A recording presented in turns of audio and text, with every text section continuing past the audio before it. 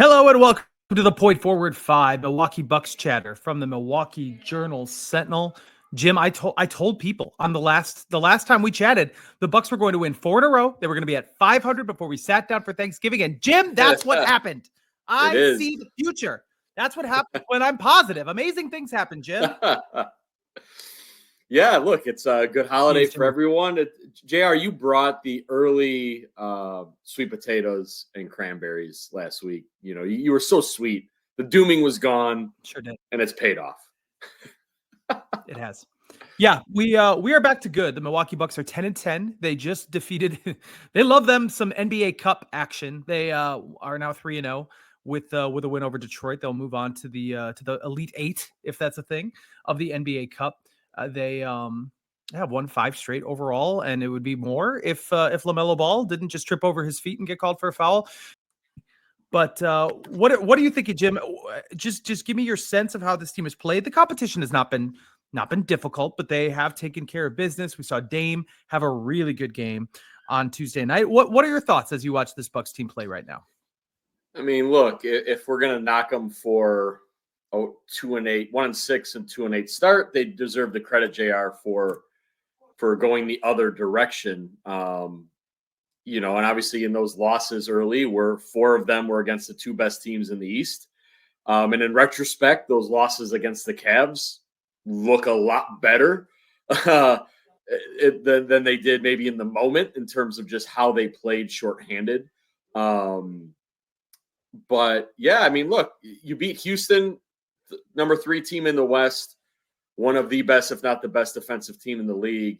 You go on the road and win in Miami, JR, and we know how tough that is for NBA teams in general.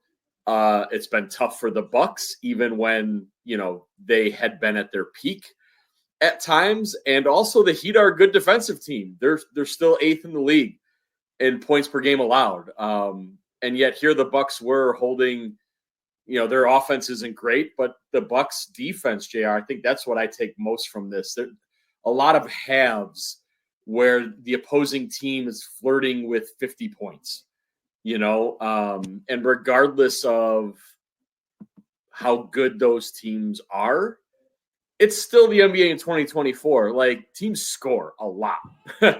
And the Bucks have tightened things up defensively. Giannis, I would say, has been like kind of head of the snake there. But again, without him against the Heat, they were able to still put in a pretty solid defensive effort against Jimmy Butler and Bam Adebayo, JR. So that's what I take away from it. It finally turned. The team stayed together through that rough start of the season. I remember telling you that, telling the listeners, this team had good vibes, if you will. They were connected together, believing, and now it's proof of concept. Now they're back to 500. It took a long time, but end of November. But, you know, now it feels like to some degree they can sort of restart the season and play the way they wanted to at the very beginning. There are 2 injuries that are very top of mind. There's still the Khris Middleton issue. It sounds like we're getting closer to seeing him on the floor. And then Giannis missing a game for which he was not. He was ruled questionable late in the game and then ultimately ruled out with some knee soreness. That sounds kind of ominous. What do you know about that injury and you know, Khris as well? How close do you think we are to seeing him on the floor? Yeah. Well, we'll bring up the doomery for you first, Jared. We'll go with the, I guess, concerning in the moment. And it is Giannis. So, you know, they win the back-to-back. They get to Miami, and he pops up on the injury report with a left calf strain. And as we know, that is the injury that ended his season last year.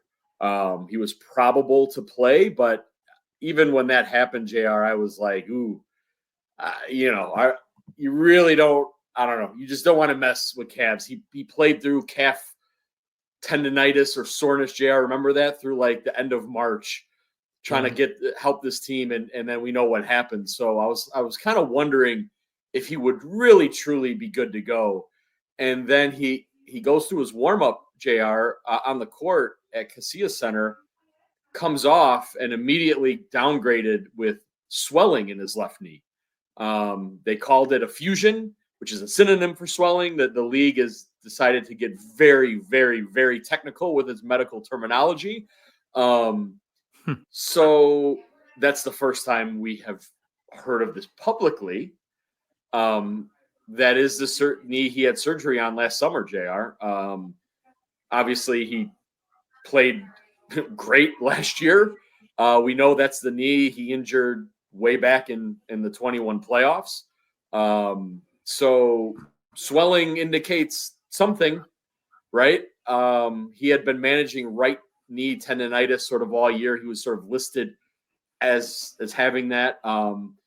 So we'll see now, JR. The team does not play until Saturday. No injury report needs to come out until after practice on Friday. So we'll see if giving him a week off handles whatever that is. So I'm not going to raise like a red flag all the way up the pole, but it's a red flag halfway up because as someone who's had many knee surgeries, swelling is never like an indicative of a good thing. So now let's go to what is positive, and this would be so Bucks, JR. If like on Saturday, Khris Middleton comes back and Giannis is out with knee swelling, and now we're doing that dance for however long. Khris did a 5-on-5 workout in Miami. He did not practice in Miami. So there's a little bit of like what I would call gamesmanship with the media. I'll just say it that way. If Khris practiced, JR, he would have to talk to us about that. He did not have to talk to us in Miami because it was not an official practice. Typically what the Bucks do with that scenario is when guys come back from an injury, they practice the day before the game, and then they are reintroduced to the public as coming back. So I'm not saying that's going to happen, but again, he goes through this 5-on-5. Doc Rivers said no issues with him the next day in terms of how he felt about that. He's been doing 4-on-4. He's been doing the full court stuff. So it's trending, JR, for the return of Khris Middleton on Saturday. And that would be, a team that's won 5 in a row, may or may not have Giannis. Even if he's on a minutes restriction, JR, it feels like this is coming to an end. We'll see. It's Khris. We'll see. But, that will only help this team as they're clearly getting themselves back on the right track. Without Giannis on Tuesday night against Miami, we saw Pat Connaughton getting some good run. We haven't seen him consistently this year. We've talked a little about him. It feels like he just fell really low on the pecking order, but a nice showing from him. So what do you expect out of Pat Connaughton going forward? Is he just going to be an end of the bench sort of guy, that last veteran off the bench, or is this not a precursor for what's to come? It's interesting, JR, because when we started this season's run of podcast, Port 405s, I had said Pat Connaughton will be the 9th/10th man with AJ Green. Maybe I didn't think Andre would have this big of a role, but I'm sure our fans could pull up the clip where I was like, matchup based defense 8, 9, 10, right, with those three guys, and guess what? That's what's happened. Pat Connaughton is right now the 9th man in minutes played, JR, per game, just under 18. He was effectively benched for a week. He helped the team almost beat Charlotte. He scored the 5 points that gave them the lead in Charlotte before the controversial call, and then was pinned to the bench. And basically Doc Rivers was like, matchups weren't great. And they were going with Andre and AJ. And on one hand, that's to Doc's credit. We saw it with DeLon Wright, didn't play 3 games plus a handful. AJ Green, actually, JR, was benched, if you will, for a couple games earlier in the year. Gary Trent Jr. removed from the starting lineup. Doc, in getting this team going, Doc Rivers has just been like, you know what?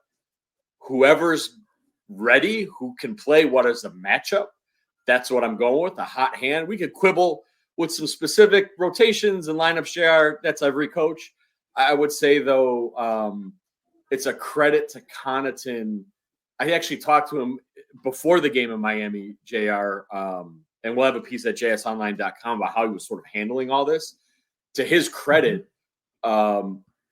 unhappy, but yet understanding and knowing his numbers getting called eventually. DeLon Wright had that same attitude. and it's paid off, right? And so, his teammates weren't surprised that he came off the bench, scored 10 points, had a huge block shot flying in and some rebounds. So, yeah, JR, will he go another week without playing? I don't know. I mean, if Khris is coming back and Giannis is healthy, Pat is now the 10th/11th man. But, it speaks to, I think, the veteran character of the team, JR, that those guys were sitting and yet the team wasn't fracturing. There was not a problem there. And yeah, Pat's dealing with something he hasn't dealt with in almost 7 years. So yeah, we'll see. We'll see. There might be more matchup based going forward for him.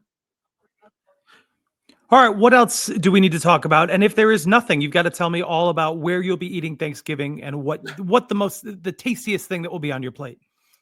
I think the only thing interesting to watch going forward, JR, is when Khris is back, where does Taurean Prince fit in? Obviously, Taurean has started at the small forward all year long. He's playing almost 30 minutes a game.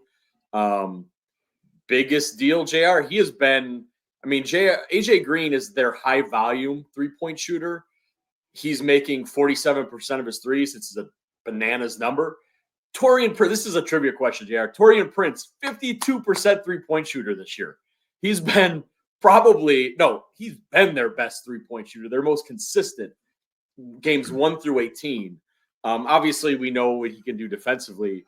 It's going to be really interesting, JR, to see where that fits in when Khris is back. Like, does Khris play with Taurean or not? That's the thing to think about going forward. And then in terms of Thanksgiving, I mentioned it at the top. I am a sides guy, and it started sweet potatoes and cranberries for me. We're home. The Bucks are off. They're not on the road, so going to see family. It's a nice little, the Bucks. The NBA decided they were not a primetime team this year, so I'm getting Thanksgiving and Christmas for those who celebrate at home, which is kind of nice.